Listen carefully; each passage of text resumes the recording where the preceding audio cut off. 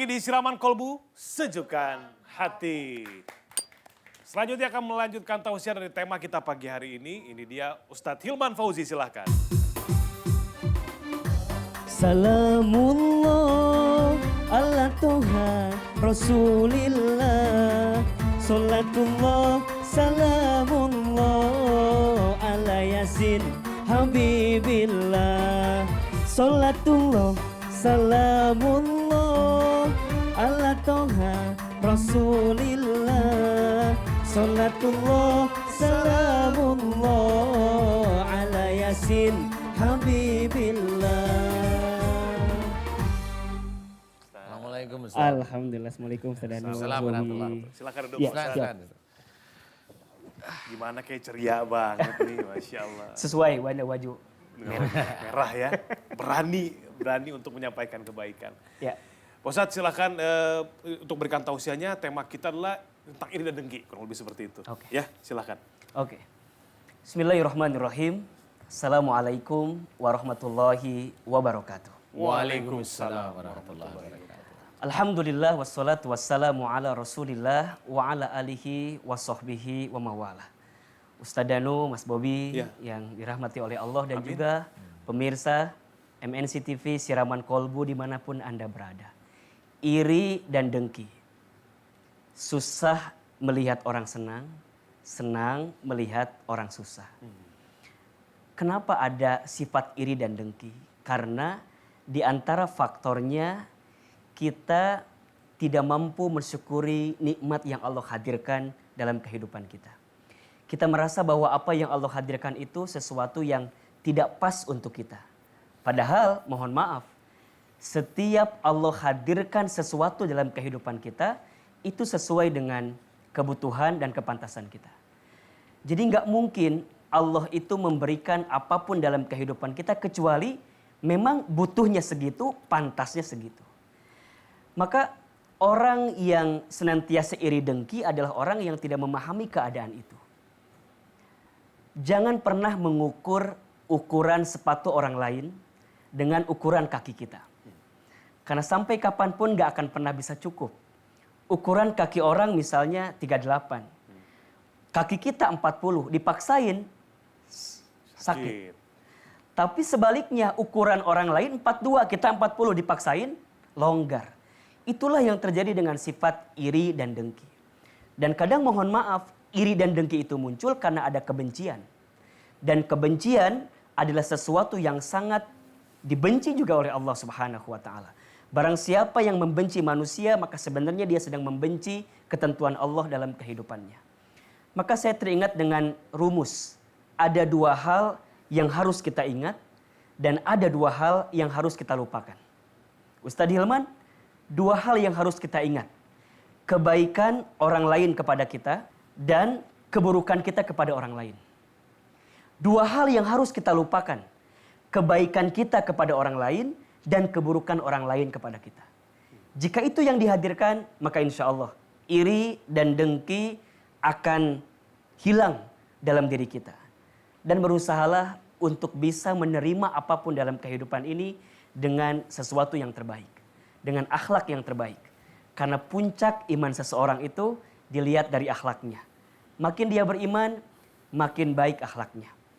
Makin dia beriman, makin terpuji akhlaknya. Dan di antara akhlak yang baik adalah tidak ada iri dan dengki kepada orang lain. Semoga kita semua, Mas Bobi, Ustaz Danu, dan juga pemirsa semua mampu menghilangkan sifat iri dan dengki dalam kehidupan.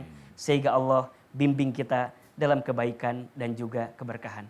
Semoga ada manfaatnya.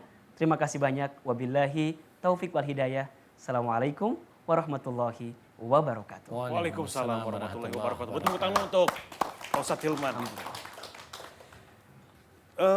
Iri dan dengki, saya sepakat dengan Pak Ustadz tadi, menjadikan kita bisa jadi membenci ketentuan Allah terhadap hidup kita. Itu berbahaya, itu kufur nantinya, kufur nikmat. Allah sudah memberikan yang terbaik untuk kehidupan kita dengan ujian-ujiannya, tapi kita malah iri dan dengki. Mudah-mudahan ini bisa dipahami oleh semua, menjadikan kita sebagai manusia yang lebih baik lagi. Sekarang di tengah-tengah kita sudah kehadiran bintang tamu, langsung saja kita panggilkan Ferdi Ali, boleh.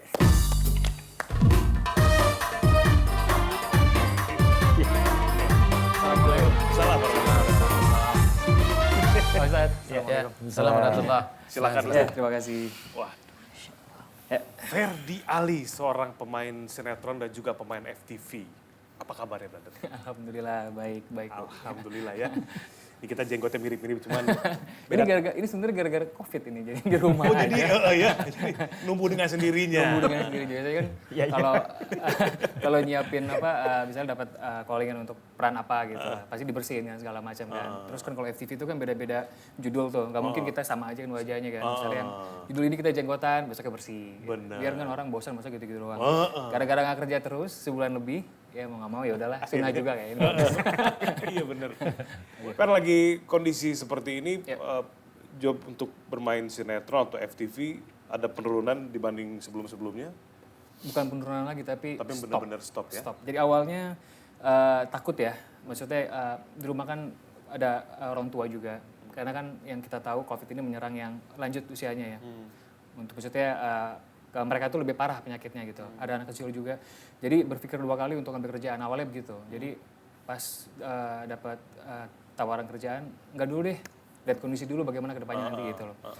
Tapi ternyata ke depannya dengan keadaan yang makin lama makin seperti ini ya bukan hanya nolak kerjaan tapi nggak ada kerjaan lagi. Karena hampir semua PH itu tutup. Jadi dia nggak ada produksi lagi. Betul. Jadi nggak ada produksi lagi, mereka nggak ada nggak ada syuting lagi. Ada syuting, karena memang kalau sinetron kita ketahui juga memang melibatkan banyak orang, ada pemain, ada kru dan lain sebagainya. Betul. Ya. Tapi mudah-mudahan situasi ini segera bisa kembali seperti sedia kala. Di segmen ngos-ngosan ngobrol-ngobrol santai dengan bintang tamu kita Ferdi Ali. Insya Allah ini nggak bikin capek ngos-ngosannya tapi bikin banyak ilmu. Ya. Mudah-mudahan bisa diamalkan dalam kehidupan sehari-hari. Amin. Ferdi, kita ngobrol di depan, Fer. Boleh.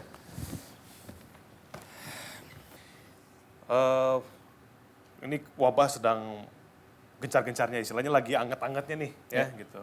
Mudah-mudahan juga seperti negara-negara lain menunjukkan kurva yang menurun. Amin. Karena kan memang periodik ya kalau Betul. wabah virus ini. Tapi sebelum berbicara masalah wabah dari Ferdi sendiri, ada keluhan nggak yang mungkin dari lama kerasa sampai sekarang? Untuk kesehatan pastinya. Maksudnya Untuk ada kesehatan, keluhan. di luar virus ini ya? Luar virus ini ya. Ada keluhan di back pain sih, di bagian sini belakang sini. Nah, awalnya sih gara-gara cedera.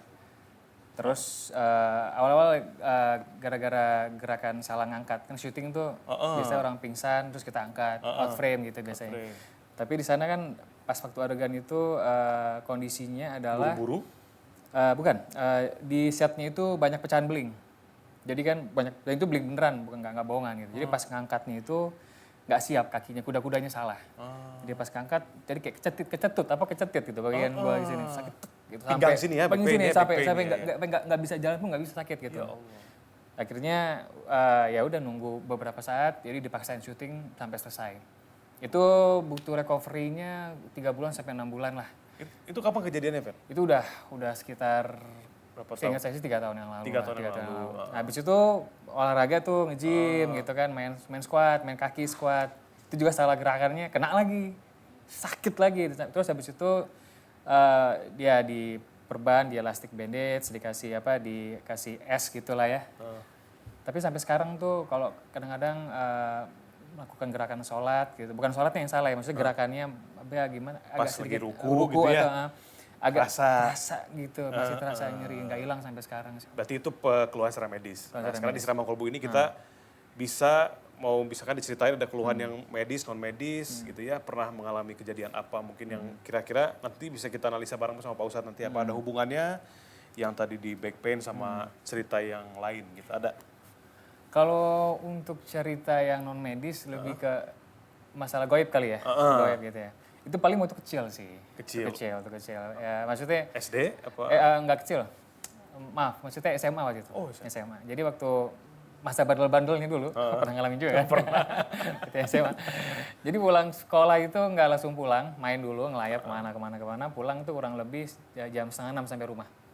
5:30, bukannya persiapkan diri untuk sholat maghrib, tapi habis dari kamar mandi langsung tidur, saking capek kan.